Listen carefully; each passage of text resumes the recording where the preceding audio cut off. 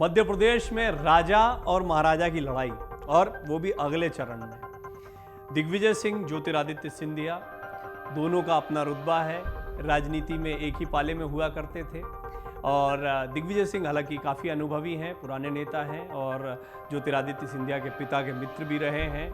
लेकिन कमलनाथ, ज्योतिरादित्य सिंधिया, दिग्विजय सिंह, तीन धड़ों पर जो पॉलिटिक्स दिखाई देती थी मध्य प्रदेश में कांग्रेस की, वो अब दो धड़ों तक सिमट गई है और तीसरा धड़ा बीजेपी के साथ में। लेकिन यहाँ पर बीजेपी की सियासत जो है वो बहुत गड़बड़ाती दिखाई दे रही है, कुछ विरोध के सुर सुनने को मिलते हैं। लेकिन ये भी माना जाता है कि ज्योतिरादित्य सिंधिया के आने की वजह से बीजेपी एक क्षेत्र में जहां पर कांग्रेस का दबदबा चलता था वहां पर मजबूत भी हुई है। खासतौर पर एंटी इनकम्बेंसी जैसे समय पर ज्योतिरादित्य सिंधिया क्या फ़ायदा पहुंचा सकते हैं, कम से कम बीजेपी की सोच यही है। बहरहाल इस सब के बीच में दिग्विजय सिंह सीधे टक्कर लेने को तैयार है सिंधिया से। वो उनके खिलाफ चुनाव लड़ने की बात क्यों कह रहे हैं, कैसे ये बात सामने आएगी, क्या दिग्विजय सिंह ज्योतिरादित्य सिंधिया के खिलाफ चुनाव लड़ सकते हैं।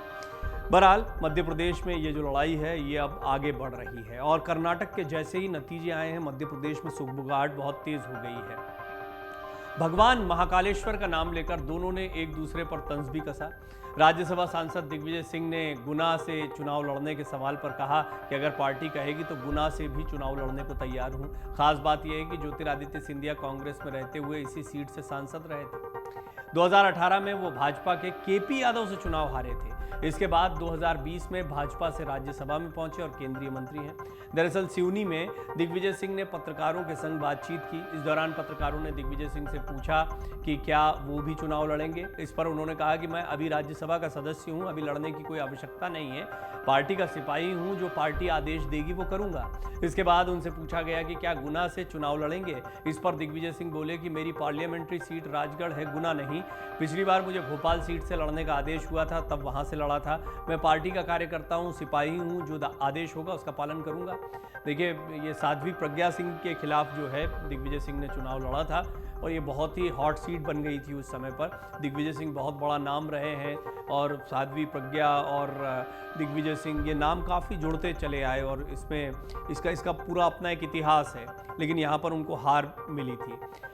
अब कांग्रेस जो है वो एक अलग उत्साह में दिखाई दे रही है। वो बिल्कुल अलग दौर था जिस समय पर ये चुनाव हुआ था।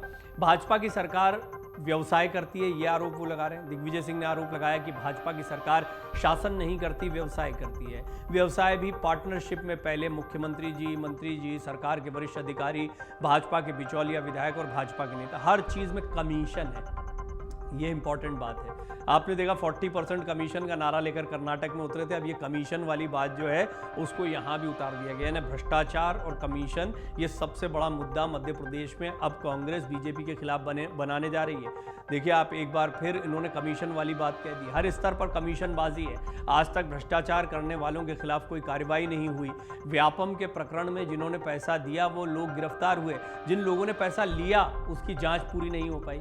ऑनलाइन परीक्षा में भारी भ्रष्टाचार की बात भी दिग्विजय सिंह ने कही। दिग्विजय सिंह ने आरोप लगाया कि मोदी जी ने बड़ा इश्तेहार जारी किया, 9.5 लाख पद खाली हैं, लेकिन 45,000 पद भरने का ढिंडोरा पीट रहे हैं। नए कोई जॉब नहीं निकाले गए, जो खाली पद हैं उन्हें भर नहीं पा रहे हैं। ऑनलाइन परीक्षाओं में भारी भ्रष्टाचार सब जगह हुआ है। कई बार पेपर आउट हुआ है, कई बार लोगों से फीस वसूली गई है, परीक्षा नहीं हो पाई, नियुक्ति पत्र नहीं मिल पाए। कांग्रेस के राज में बेरोजगार युवक युवतियों से कोई परीक्षा फीस नहीं ली जाती थी। उन्होंने फीस भी ली, सैकड़ों करोड़ रुपए इकट्ठे भी किए और कोई नौकरियां भी नहीं दी। चुनाव के समय याद आई बहनें, ये बात भी उन्होंने कही है। देखिए, आप एक एक करके इन मुद्दों को समझे तो बिल्कुल कर्नाटक की तर्ज पर ये मुद्दे दिखाई देते हैं। कमीशन खोरी की बात कही गई, बेरोजगारी की बात कही गई और फिर महिलाओं की, बहनों की बात कही गई। इनको कहना है कि चुनाव के समय पर बहनें याद आई हैं। दिग्विजय सिंह ने आरोप लगाया कि शिवराज सिंह चौहान को 20 साल तक अपनी बहनों की याद नहीं आई, चुनाव के समय अपनी बहनों की याद आई है। जिस प्रकार के नियम बनाए गए हैं, एक एक महिला को फॉर्म भरने में 1500 से 2000 रुपये खर्च करना पड़ रहा है। इंटरनेट की कनेक्टिविटी नहीं है, OTP आ नहीं रहा है, फॉर्म ऑनलाइन भरे नहीं जा रहे हैं। तो आप समझ सकते हैं कि दिग्विजय सिंह किस अंदाज में हमला कर रहे हैं। कांग्रेस की रणनीति को बताता है। दरअसल कांग्रेस बिल्कुल कर्नाटक वाले, मैं आपको कई और एनालिसिस में भी इस बात को रख चुका हूं कि कर्नाटक के अंदाज में कांग्रेस मध्य प्रदेश में चुनाव लड़ने जा रही है। और अब आप देखिए, धीरे धीरे उन मुद्दों को भी शिफ्ट किया गया है। ये मुद्दे हर जगह पर होते हैं, लेकिन कितने प्रभावी तरीके से इनको उठाया जाता है, जनता के बीच में इनको कैसे लेकर जाया जाता है, उसका क्या असर होता है, ये बहुत मायने रखता है। कमीशन खोरी का मुद्दा कर्नाटक में एक बहुत बड़ा मुद्दा बनाने में कामयाब रही कांग्रेस। 40% कमीशन पे, सीएम के पोस्टर, ये कुछ ऐसी चीज़ें थी जो आखिरी समय तक, बेशक बजरंग दल वाला मुद्दा आ गया, बेशक और भी कई सारी चीज़ें आई, इसके बावजूद इस मुद्दे को कांग्रेस ने छोड़ा नहीं और ये कांग्रेस की बड़ी कामयाबी साबित हुई। अब मध्य प्रदेश में भी ये व्यापम वाला की बात आज नहीं उठी है, वो हर चुनाव में उठती रही है, पिछले चुनाव में भी उठी है और पिछले चुनाव में कांग्रेस को रिस्पांस भी मिला था। लेकिन इस बार कांग्रेस के किस तरीके के मुद्दे उठाती है, कमीशन, महिलाओं के मुद्दे, भ्रष्टाचार, बेरोजगारी, इन मुद्दों को कैसे रख पाती है, ये बहुत कुछ तय करेगा कि किस तरह की रणनीति आगे बनती है। अब सिर्फ शिवराज सिंह चौहान नहीं या बीजेपी के चेहरे नहीं, बल्कि दिग्विजय सिंह के सामने उनके पुराने साथी सिंधिया भी हैं और उनसे चुनाव लड़ने की बात पर भी वो कह रहे हैं कि हाँ, मैं उनसे लड़ने को तैयार हूँ। हालांकि ये एक ऐसी बातचीत होती है, पत्रकार सवाल पूछते हैं तो कोई जवाब देना होता है। इस पर दिग्विजय सिंह ने अपना जवाब दिया और उन्होंने स्पष्टता कहा कि मैं राज्यसभा से अभी पहुंचा हुआ हूँ, राज्यसभा से ही।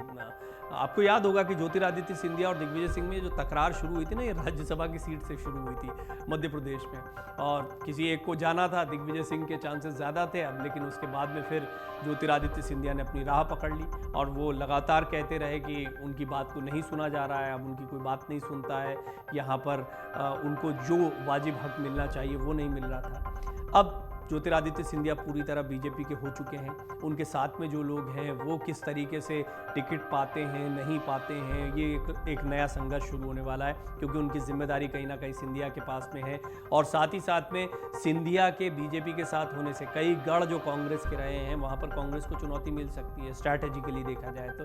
हालांकि ये चुनाव बहुत दिलचस्प रहेगा मध्य प्रदेश का और कर्नाटक की तर्ज पर लड़ा गया तो कांग्रेस का उत्साहित होना लाजमी दिखाई पड़ता है। देखना होगा कि नतीजे किस तरह के होते हैं और कैसे पहले तो चुनाव प्रचार आगे बढ़ता है। मन से उजाला कर चले, मन से